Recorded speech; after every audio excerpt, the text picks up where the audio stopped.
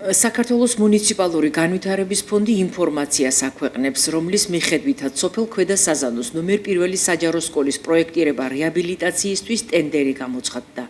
ზესტაფონის მუნიციპალიტეტის სოფელ ქვედა საზანოს ნომერ 1 სკოლა გათვლილი იქნება 300 მოსწავლეზე და სრულად მოერგება თანამედროვე განათლების სტანდარტებით განსაზღვრულ მოთხოვნებს. ტენდერის პირობების თანახმად პროექტის ფარგლებში უნდა მომზადდეს საჯარო სკოლის განახლების გეგმა, რაც მოიცავს შენობის რეაბილიტაციას და საჭიროების შემთხვევაში მის გამაგრებას. საზანოს საჯარო სკოლის სარეაბილიტაციო სამუშაოები ითვალისწინებს შენობის ძირითადი ინფრასტრუქტურის მოწესრიგებას, მათ შორის სასწავლო და ადმინისტრაციული სივრცეების განახლებას, საინჟინრო კომუნიკაციების გაუმჯობესებას, უსაფრთხოების ნორმების შესაბამისი პირობების შექმნას და შენობის ადაპტირებას თანამედროვე სასწავლო პროცესის საჭიროებებზე.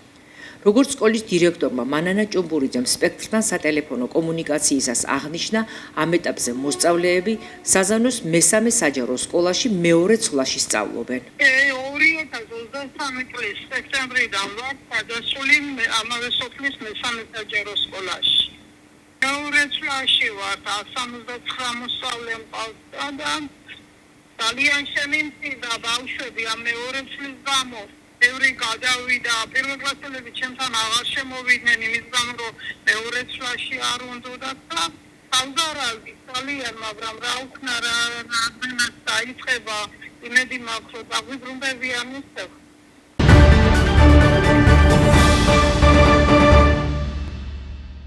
პირველი მაისიდან საგზაო წესების დარღვევა კიდევ უფრო ძვირი დაგიჯდებათ.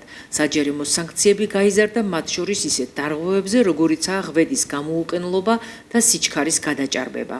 გაფრთხილებულები იქნებიან მძღოლები, უფრო მიზანდასახულად იმოძრავებენ, აღარ ექნებათ ამდენი ის, რომ შიში ექნებათ რაღაცა, მაგრამ ახლა ძალიან რომ დაახშონ, ხალხი არც ეს არის კარგი და იქნებ რაღაცნაირად ისეთნაირი ის შეიმუშაონ, რომ შუალედური დაჟადობა რომ ეს პირდაპირ მიმართულია ხალხზე, ხალხი ჯიბეს და ამ გასაცადოებულ ხალხს ასეთნაირად კიდე აღარ უნდა ფეხის დაწოლა. ვის დამღებია მაინც და ანუ არ იქნება შემოკავებელი. ახლა ბევრი სიმთვალეზე და სარიკავებს თავს არ ერიდება, მაინც როცა შვებაშია გადასული ადამიანს და დამღები და არ გვს მაინც. რა იქნება წესრიგი ისწავლონ და ნორმალურად იარო. მოდელის ფას მოძრაობა და წესრიგი უნდა თვითონ დეისაც თავის წესები. აქციების გამკაცრება გზებზე სიკვდილიანობის მაღალი მაჩვენებლებით არის განპირობებული. გასულ წელს ავტოსაგზაო შემთხვევების შედეგად 469 ადამიანი დაიღუპა, დაშავდა 8191. სიახლის მიხედვით 100 ლარამდე გაიზარდა ჯარიმა გზებზე მანევრირების წესების დარღვევისთვის. ამავდროულად ჩამოგაკლდებათ 20 ქულა. 100 ლარი დაგიჯდებათ ასევე სიჩქარის გადაჭარბება. 50 ლარამდე გაიზარდა უსაფრთხოების ღვედის გამოუყენლობა, რაც ასევე 10 ქულის ჩამოკლებასაც გულისხმობს. დასჯადია საჭესთან მობილურის გამოყენებაც, რაც 50 ლარის სანქციას გულისხმობს. ცვლილებების სხვა აკრძალვებსაც გულისხმობს, მათ შორის ტროტუარზე ან ქვეითთა გადასასვლელზე დგომა გაჩერებისთვის.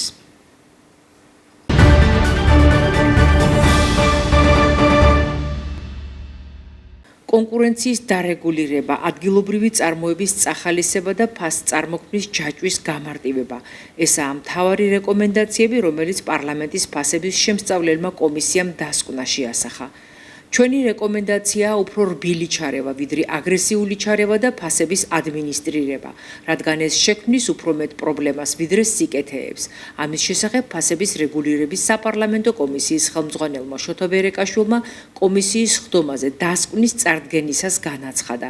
მისი თქმით, საპარლამენტო კომისიის მიერ გაკეთებული დასკვნა სტრატეგიულ მიმართულებებს ეფუძნება. შეგახსენებთ, სურსათზე, მედიკამენტებსა და საწვავზე არსებული ფასების შესწავლის მიზნით დროებითი კომისია პარლამენტში თებერვალში 3 თვიანი უფლებამოსილების ვადით შეიქმნა და 11 სხდომა გამართა. ძირითადი პრობლემა არა გადაჭარბებულ მოგებებშია, არამედ პრობლემა არის არაეფექტურ საოპერაციო ხარჯებში. ეს რას ნიშნავს? ეს იმას ნიშნავს, რომ ფას წარმოქმნის ჯაჭვში გროვდება დამატებული ხარჯი, რომელიც საბოლოო ჯამში აწვება პროდუქციის თვითღირებულებას და აქ არის მნიშვნელოვანი რესურსი, რომ მოხდეს ამ სტრუქტურის სწორად გადაწყობა, საოპერაციო ეფექტურობის გაუმჯობესება, რაც საბოლოო ჯამში ერთიანობაში გახდის უფრო ეფექტურს და საბოლოო ჯამში მოხმარებელი მიიღებს მნიშვნელოვნად უკეთეს ფასს. მივაჩნია, რომ მცირე და საშუალო წარმოებებს განსაკუთრებული ასე რომ ვთქვათ, მიმართულება დაეთმოს და საჭიროა ჩვენი რეკომენდაცია არის, რომ აღმასრულებელმა ხელისუფლებას სპეციალური პროგრამებით გააძლიეროს ხარდაჭერა მცირე და საშუალო მწარმოებლისთვის, რადგან მათ უნდა მიეცეთ ბაზარზე უკეთესი ოპერირების საშუალებას.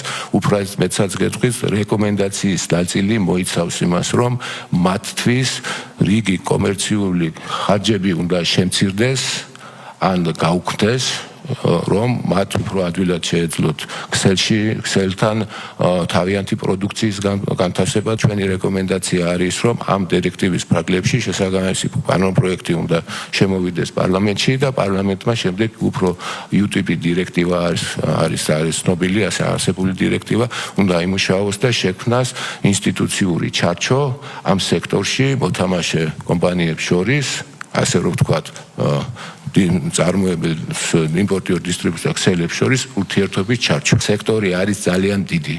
ის შეადგენს ჩვენი ეკონომიკის 21%-ს და რაიმე აგრესიული ტიპის ჩარევა ქმნის სისტემურ რისკებს და სისტემური რისკები მნიშვნელოვან გავლენას მოახდენს შემდეგ ეკონომიკაზე. და ამიტომ აქ მიდგომა უნდა იყოს ძალიან თარგეტირებული, ძალიან წერტილოვანი და დეტალებში გაწერილი და სწორედ არასამართლიანი ვაჭრობის პრაქტიკის დირექტივის ნაწილში უნდა მოხდეს საკანონმდებლო დონეზე ამ დოკუმენტის დამუშავება.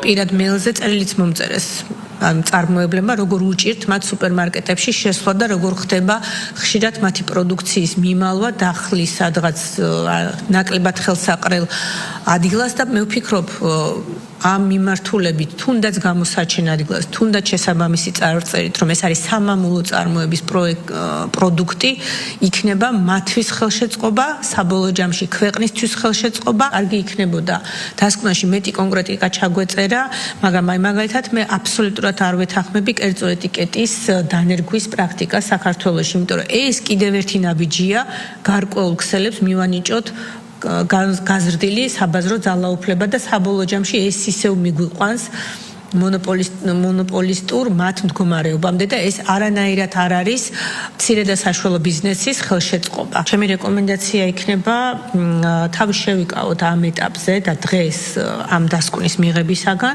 და კიდევ უფრო მეტი დრო გამოვყოთ იმისათვის, რომ სიღრმისეულად შევისწავლოთ და ვიმსჯელოთ კონკრეტული რეკომენდაციები, კონკრეტულად რას ნიშნავს, რომ შემდეგ უფრო ასე ვთქვათ ინფორმირებულად დაუჭიროთ მხარი ან არ დაუჭიროთ მხარი ამ ყველაფერს.